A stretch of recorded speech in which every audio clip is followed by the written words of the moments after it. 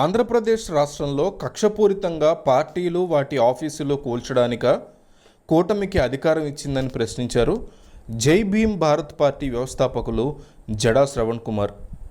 అలాగే Telugu Desam party central కార్యాలయానికి permission ఉందా? ఏపీలో టీడీపీ పార్టీ కార్యాలయాలకి పర్మిషన్ ఉంటే చూపించండి అని ప్రశ్నించారు. శ్రవణ్ కుమార్ రీసెంట్గా మీడియాతో మాట్లాడుతూ, ఏవైనా భవనాల్ని కూల్చాలనుకుంటే కోర్టు ఆర్డర్తో కూల్చండి, అలా కాకుండా ఇష్టం వచ్చినట్టు ప్రవర్తించడం కరెక్ట్ కాదు. రూల్ ఆఫ్ లాని టీడీపీ ఉల్లంఘిస్తుంది. పార్టీ ఆఫీసులకి అనుమతి లేదని అధికారులకి ఇప్పుడు గుర్తొచ్చిందా? అధికారులు కూడా ఏ ప్రభుత్వంలో ఉంటే ఆ ప్రభుత్వం యొక్క కొమ్ము కాయడం కరెక్ట్ కాదు. ఇలాంటి చర్యల వల్ల ప్రజల్లో ప్రభుత్వం మీద నమ్మకం పోతుంది. అప్పట్లో నారాయణ కాలేజీలను ముయించారని ఇప్పుడు మంత్రి అవగానే వైఎస్ఆర్సీపీ కార్యాలయాలు పడగొడతారా? కోర్టు ఆర్డర్ ప్రకారం బిల్డింగ్ను కూల్చేయాలి. అంటే సూర్యోదయం తర్వాత లేదా సూర్యాస్తమయం లోపు ఇలా చేయాలి. శని ఆదివారాల్లో బిల్డింగ్స్ పడగొట్టకూడదు. అయినా కోర్టు ఆర్డర్ ఉండగా ఎలా కూల్చేస్తారు? టీడీపీ సెంట్రల్ కార్యాలయానికి పర్మిషన్ ఉందా? టీడీపీ పార్టీ కార్యాలయానికి పర్మిషన్ ఉంటే చూపించండి.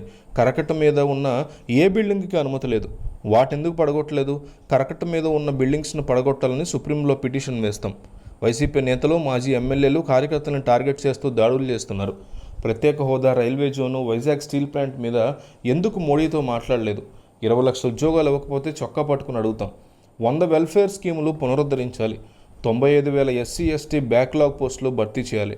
టీడీపీ నేత అచ్చెన్నాయుడు ఇచ్చినటువంటి స్టేట్మెంట్ ఎంత ప్రమాదకరమో 2029 ఎన్నికల్లో ఆయనకు తెలుస్తుంది. అధికారులను అరెస్ట్ చేయాలి, కలెక్టర్లను టార్గెట్ చేయాలనేవి మానుకోవాలి. వైసీపీ కార్యకర్తల మీద దాడి చేయాలి, తరిమేయాలనుకుంటే కుదరదు. ప్రజలు చూస్తూ ఊరుకోరు. ప్రజల ఆలోచనలకు విలువ ఇవ్వాలి. ఏదైనా చేస్తామంటే మేము చూస్తూ ఊరుకోం. ప్రజాస్వామ్యంలో ప్రతిపక్షం చాలా ఇంపార్టెంట్. అధికార దాహంతో ఆ గొంతు నొక్కితే ప్రజాస్వామ్యానికి విలువ ఉండదు.